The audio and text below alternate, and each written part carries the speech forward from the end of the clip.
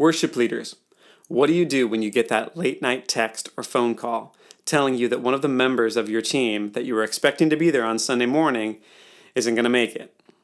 Well, let's talk about it. Welcome to Blueprint Sounds. My name is Nathan Smith. Today we're going to talk about last minute dropouts.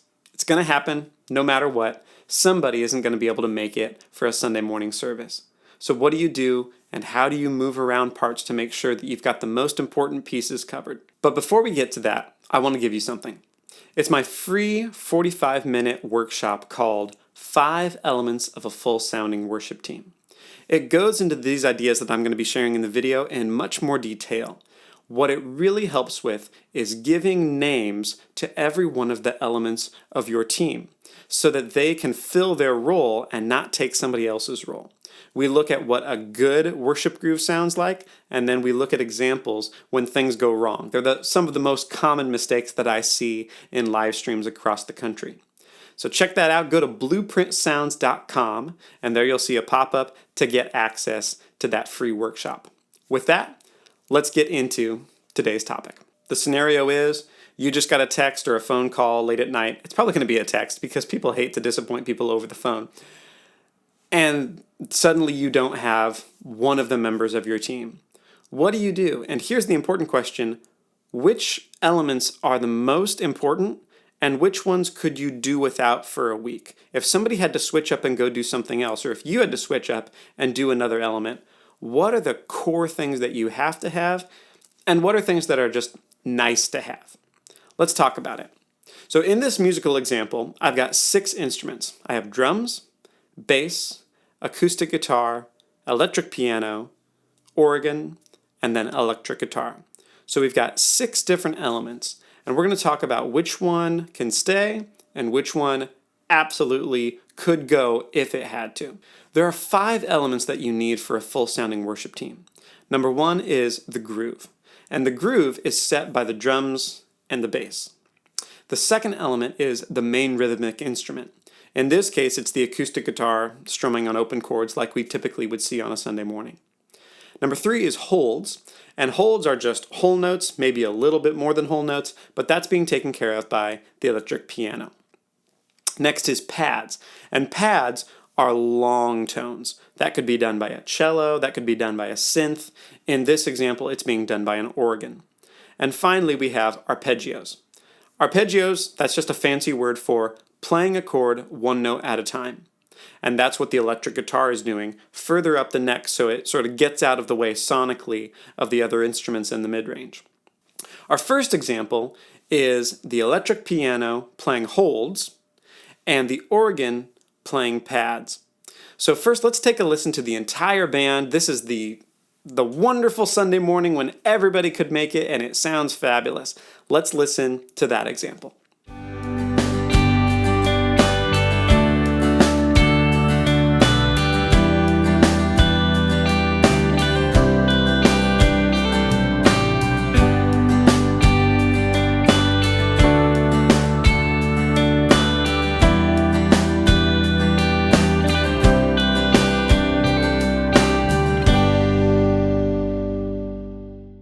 Awesome, wonderful, great.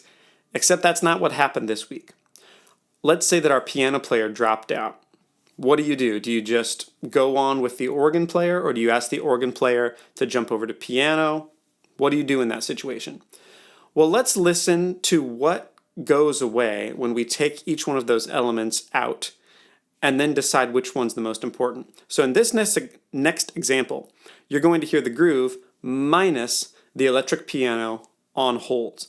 So I want you to listen deeply into what is going away. I would prefer that you probably listen on headphones rather than on your iPhone, but make sure you're listening on a good sounding system so you can hear exactly what's missing when we don't have that electric piano anymore.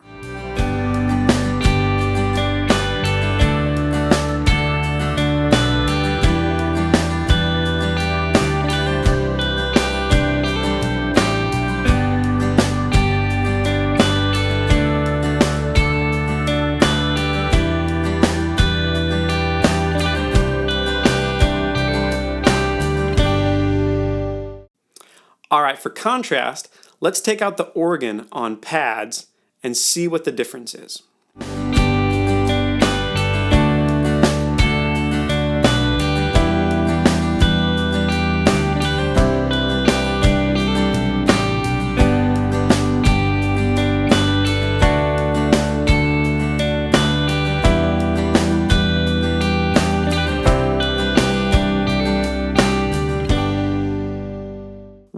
I like them both, but the electric piano, in my mind, is more important than the organ.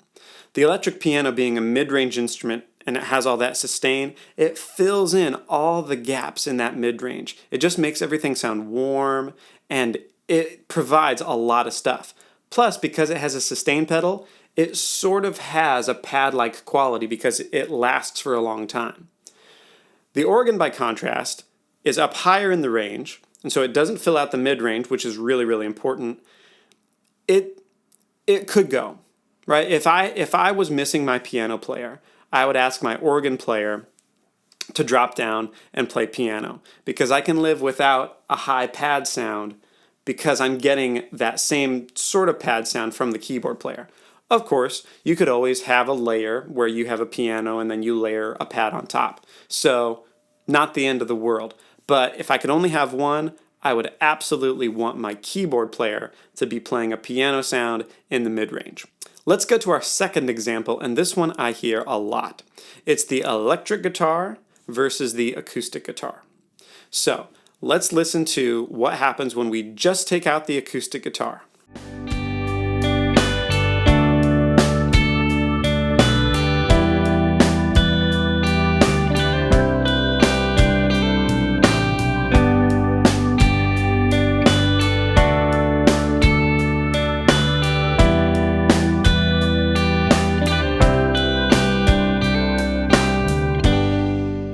So in this example, the acoustic guitar is playing main rhythm, right? Doing a lot of those extra subdivisions, those extra strums, and that gives a lot of energy to the song. And so what you notice is when that comes out, the song goes down a gear. It just feels flat and lifeless because that acoustic provides so much. The electric was still up there, higher in the range, doing the arpeggios. But now let's listen to what happens when we take out the electric, but we keep the acoustic.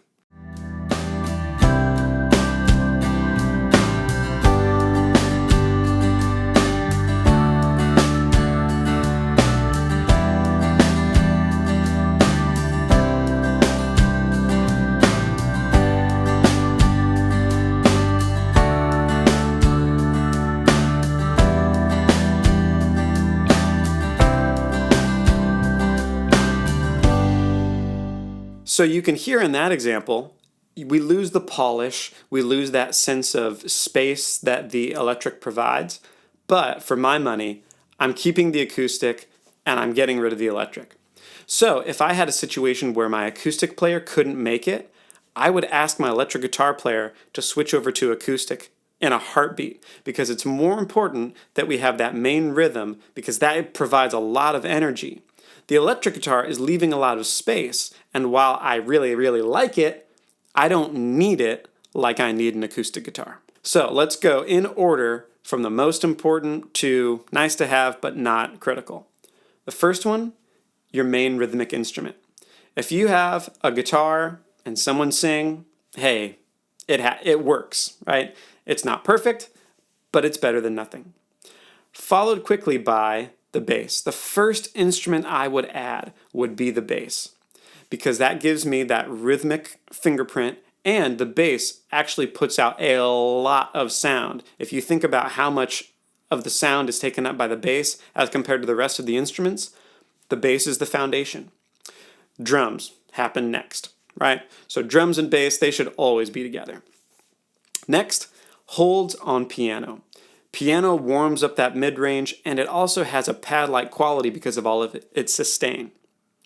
Lastly, I'm going to have arpeggios and pads tie for last place. They're great to have. I want them in my band, but they're probably the last thing that needs to happen. So the organ or the electric guitar on arpeggios. Hey, if that helps, leave a comment below. If you have questions, if you disagree, I want to hear about it. And remember, go to my website, blueprintsounds.com, and click on that link to get access to 5 elements of a full sounding worship team.